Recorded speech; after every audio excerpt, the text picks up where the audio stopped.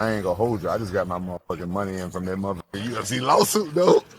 I got my money from that. Kids gonna have a good Christmas this year. Everybody except for Rod. I mean, let's go. Let's get out of here. I'll be saying too much. November 2025. A camera phone shakes slightly as it captures a moment that will echo across the entire combat sports world. On the screen, Quinton Rampage Jackson, former UFC light heavyweight champion, cage warrior, survivor of 1,000 battles, sits in front of a live stream. His eyes are glistening.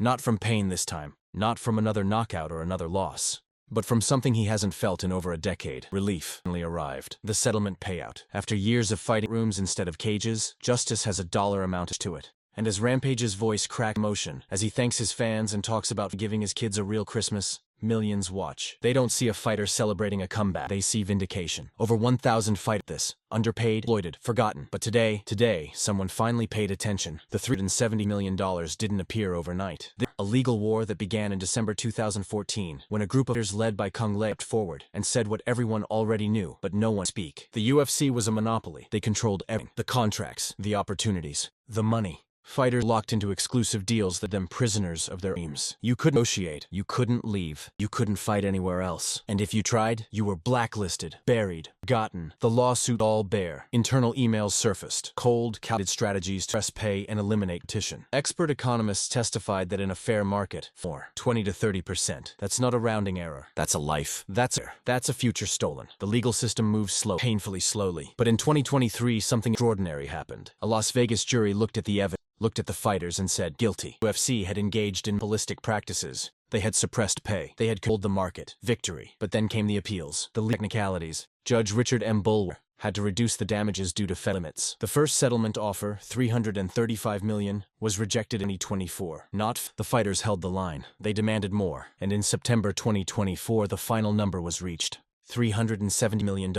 It was approved. It was finalized in October 2025, and then the checks out. The settlement covered a specific window of time, December 6, 2010 to June 30, 2017. The class period, they called it. If you fought during those years, you were eligible. And 97% of those fighters filed claims. 1,088 warriors, each one waiting for acknowledgement. The payouts weren't equal. They couldn't be. They were based on how many fights you had, how much you earned, your promotional view. The average? $230,000, life-changing for some. The highest payout went to Anderson Silva, $10.3 million. The Spider, the greatest of all time. He was underpaid. And then there's Rampage. His check arrived, and he called it what it was. Not just money.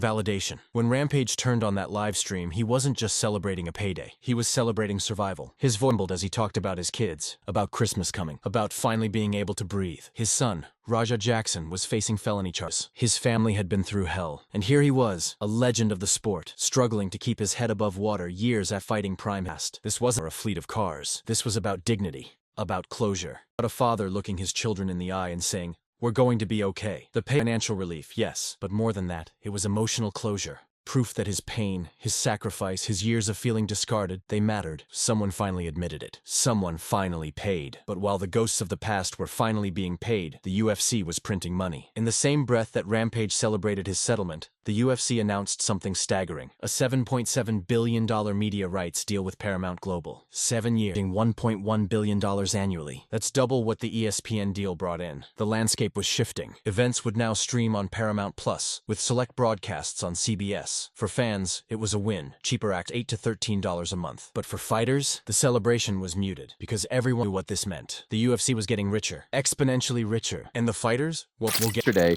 we kind of just presented you the news and sort of talked about it, digested it, inspected it, dissected it, all that stuff and more. Today, I want to talk more about it as I've had time to allow myself to think, ponder, marinate this massive news. And one of the conclusions that I came to, which, you know, it doesn't take a rocket scientist to break this down this way, but this is how I'm breaking it down. 4 entities are at play here. 4 entities were involved and affected by yesterday's news. Ariel Helwani didn't mince words. He broke it down with the brutal clarity of someone who's watched this story unfold for decades. Winners, Paramount, UFC, the fans, but not the fighters. This entity, of course, are the fighters. And to me, they're the big losers here. They're the big losers, not because, you know, the viewership gets affected. That remains to be seen. If you're if you're behind less of a paywall, you're seen by more people, that's probably a win. But number one, they're sitting here watching all the executives wave their pom-poms and say how great this is. They're sitting here hearing Dana White say this is good for the fighter. White, of course, stood in front of cameras and promised that fighter pay would rise. He talked about bigger bonuses, better ups, the same script he'd been reading for, but analysts weren't buying it because the fine print told a different story. Only the elite fighters, the ones with pay-per-view points already written into their contract. And so my thought process goes to, well, how? How is it good for the fighters? Is the base pay going up? Is the introductory pay going up? 10 and 10, is it now going to be 20 and 20? Are we getting rid of the show win model as a result? Are the performance bonuses now going to be 50K to 100K? Is it going to be now like 100K a pop as opposed to 50K a pop? What becomes of the champions with pay-per-view points? We saw Tom Aspinall on the program yesterday saying, well, what becomes of my pay-per-view points? No one has told me. The vast majority, if not all of the fighters, didn't know about this. They didn't consult them. They don't have to. There's no CD. Contracts would see real benefit. The rest, the undercard warriors grinding in the prelims, they'd get crumbs. Maybe, if they were lucky. The revenue shares were damning. Despite the UFC's income skyrocketing, the percentage going to fighters was estimated to drop to 15%. 15. In the NBA, players get 50%. In the NFL, 48.8%. Boxers at the championship level, 50 to 60%. But UFC fighters, 15. So when you consider that, and you also consider the fact that they're making 0% of this $7.7 billion, at least as of now, I hope to be proven wrong.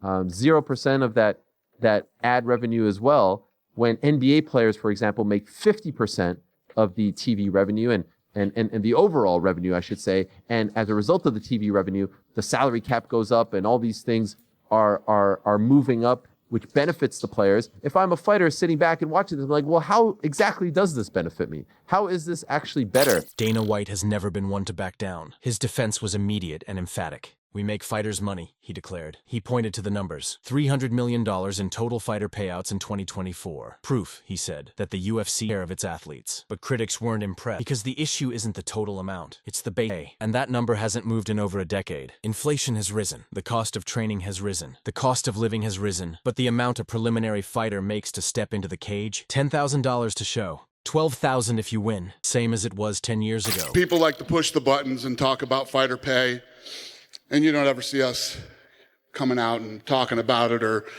doing whatever, because I don't give a shit. I got 20-something-year-old Jake Paul, a fucking YouTuber, talking about fighter pay, or these other guys on the internet.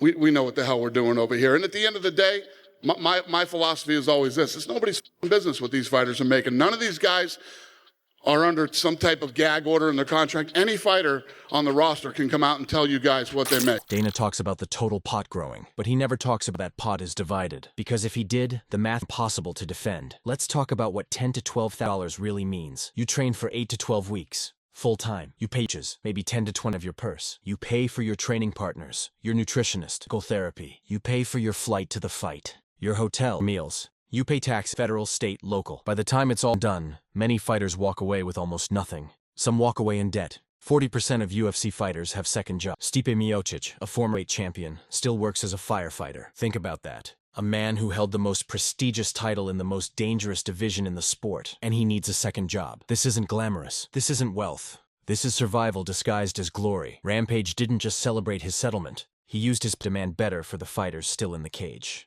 His proposal: $1 million fight of the night bonuses, $50,000, not $100,000, $1 million. Argued that with the UFC pulling in $7 billion from their new media deal, they could afford it easily. And more than that, it would change sport. Fighters would take more risks. They'd swing for the fences. They'd put on the kind of wars that fans pay to see. Dana White's response? Hinted at doubling the bonuses from $50,000 to $100,000. Sure, a token. Not the revolution Rampage was asking for, just slightly less insulting than before. But money isn't the only issue. Visibility matters, and fighters were starting to realize what the Paramount deal meant for their careers. ESPN has a social media reach of over 300 million followers. CBS and Paramount? 32.6 million. That's not a small gap. That's a canyon. For fighters trying to build their personal brands, less exposure means fewer sponsorships, fewer endorsement deals. ESPN on Twitter, SportsCenter on Twitter, ESPN MMA on Twitter. Okay, these are the numbers: 58.8 million ESPN, 45 SportsCenter,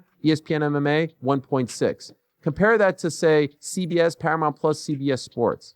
Twitter, 1.1, 416, 1.4. Blow them out of the water. Look at Instagram, 28.2 to 965, 38.8 to 1.5, 4.6 to 1.5. Blown out of the water. Facebook, 24 to 2.4, 17.4 to 3.8, 4.8 to 4.4. Close on that one. But that's ESPN MMA to CBS Sports. Fewer opportunities outside the cage. Fighting in the UFC is supposed to be the pinnacle. But if no one sees you fight, what's the point? The money from the media deal goes to the UFC. The drop? That fighters. Again. And so we arrive at the irony of this entire story. The past finally gets justice. Rampage and over 1,000 fighters receive their settlements. The system admits it was wrong. But the present sees the UFC more profitable than ever, pulling in billions, while current fighters scrape by on the same wages they've been earning for a decade. It's a cycle. Exploit, outcry, settlement, repeat. The names change, faces change, but the story stays the same. And somewhere, a fighter is signing a contract, dreaming of glory, unaware that the same trap that caught Rampage is waiting for him too. November 2nd, 2025. Fight night 2-3. The fights are over. The crowd has gone home. But then, something strange starts circulating online. Betting irregularities. Massive ones. $16 had been wagered against a fighter named Isaac. Probably about 1 o'clock that day, we're with a company called IC360, and they are the best bet monitoring company in the business. And they reached out to us and they told us that there was some unusual action going on with that fight. Did we know anything? We didn't. So what we did was we called the fighter and his lawyer and said, what's going on? There's some weird action going on in your bet, weird betting action going on in your fight. Are you injured? Do you owe anybody money? Has anybody approached you to, and the kid said, no, absolutely not. I'm going to kill this guy. And, so we said, okay. The fight plays. 16 million. And he lost. Suspiciously, the whispers turned into shouts. Dana White had no choice. He launched an investigation. The FBI got involved. This wasn't just a bad night in the cage. First round finish by rear naked choke. Literally, the first thing we did was call the FBI. So we called the FBI. I've met with the FBI twice today. This was corruption. This was a scandal that threatened the integrity of the entire sport. Sportsbooks scrambled to refund $5 million in bets. Dalgarian's purse was frozen. His contract was terminated. The Nevada State Athletic Commission scheduled a hearing, and the investigation grew. Because this wasn't an isolated incident. This was a symptom of something much darker. If you try to do this, I've been very vocal and very open about this. We will be your worst enemy. We will immediately go after you, guns a-blazing, with the FBI and whoever else we need to get. And we will do everything we can to make sure you go to. Then the floodgates opened. Fighters started speaking. Vince Morales, Vanessa Demopoulos, Lando Vanata. Each one came forward with the same chilling story. They'd been approached, offered money, bribes to throw fights. Some offers were as high as $70,000. $70,000 to lose. For many fighters, that's more than they'd make in an entire year of fighting legitimately. Think about that. Someone offers you more money to lose one fight than you'd make winning 3. You have bills, you have family, you have debt, and someone is dangling a way out. What do? Most didn't take it. But the fact that they were asked at all reveals the rot in the foundation. Low pay creates desperation, and desperation breeds corruption. Joe Rogan talked about it on his podcast. Luke Thomas wrote about it. The analysts all came to the same conclusion. This isn't about bad actors. This is about a system that makes fighters vulnerable. When you're barely surviving on legitimate pay, the temptation to take a bribe becomes real. Not everyone reports it. Some don't believe it's real. Some are too scared. Some are quietly, dangerously tempted. And that's the UFC's fault. Not intentionally, but by proxy. By refusing to pay fighters what they're worth, they've created an environment where corruption can thrive, where organized crime can slip through the cracks, where a sport built on honor becomes a marketplace for manipulation. Dana White promised change. New policies. If betting irregularities are detected, fights get canceled. No questions. The FBI continues its investigations. Multiple fighters are cooperating. There are task forces, committees, official statements. But everyone knows these are band-aids, temporary fixes.